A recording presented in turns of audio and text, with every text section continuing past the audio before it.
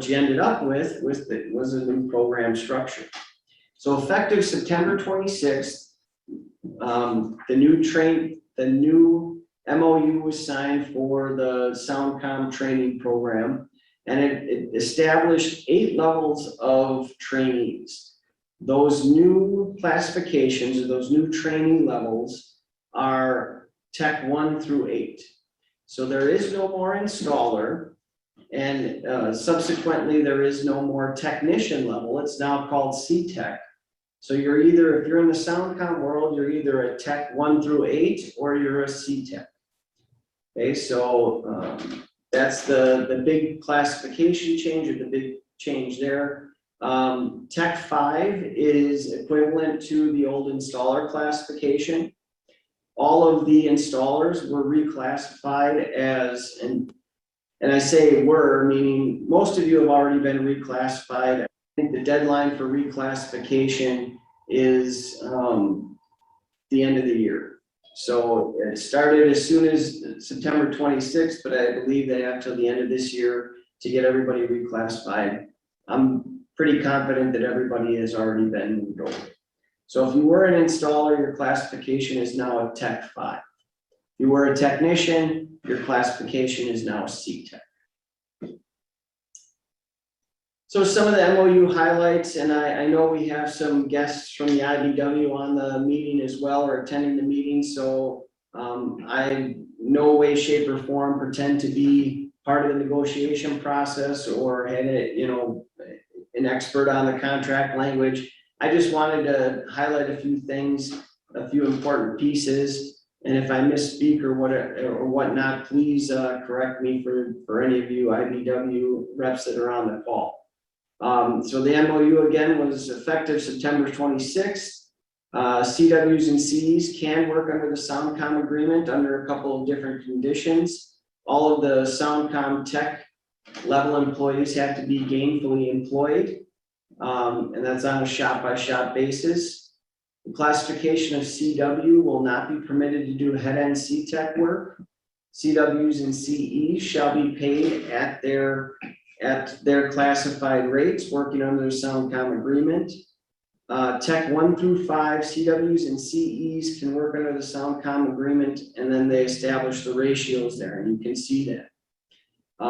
Additionally, there's some deadline dates or some different dates for individuals or that Tech 5 level.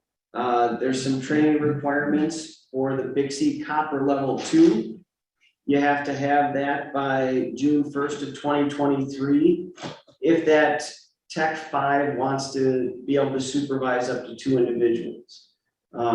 So that's just a couple of the highlights. Again, the IBEW can give you more information on that specific MOU and the logistics of it. Those are just some of the highlights I wanted to touch on here because it kind of leads into the structure and some of the other pieces that we're going to talk about. I think it's important to note, I do know that there are some individuals who wanted some reclassification if they had some courses that they already taken, they wanted some credit for it. So I believe everybody is reclassified except for individuals who asked for credit for previous courses. So just so that you know, and I know you're going to get into more of that as we go, but just so we clarify that. So yeah, then all the reclassification is done, and we'll touch on those Tech 5s that have existing classes. We've got a couple of slides on that as well. Thanks for that information, Dan. I was not 100% on that. Yeah. So here you can see the new program structure. This is, part of that MOU that spells out the structure and how individuals advance through the tech all the way up to the C-Tech level.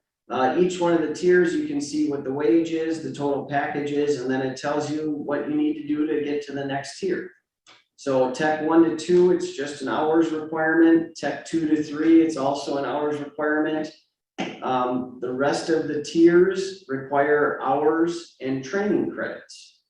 Part of the work that the subcommittee did, the training subcommittee did, was establish a training credit value for each one of those classes. So in order to get to a C-Tech level, you have to obtain 134 JATC Sound and Communication Training credits.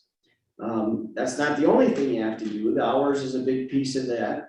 In addition, there's some milestones or different tiers that require the training credits, the hours, and a certain level of BIXI certification.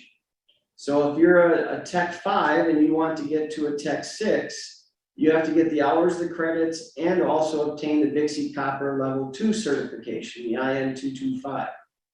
If you're a Tech 7 and you want to get to a Tech 8, you have to achieve the hours, the credits, and the BIXI Fiber certification, the BIXI Level 2 IN 250 certification.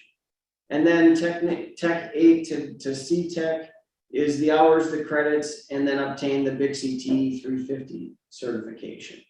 So you can see there's a training components, there's hours components, there's certification components. Additionally, those BIXI courses and those certification classes are worth credits, so it's not, you're not just getting the certification, but you're also earning credits for the program as well. But there is the new structure for the sound and communication training program and how you would make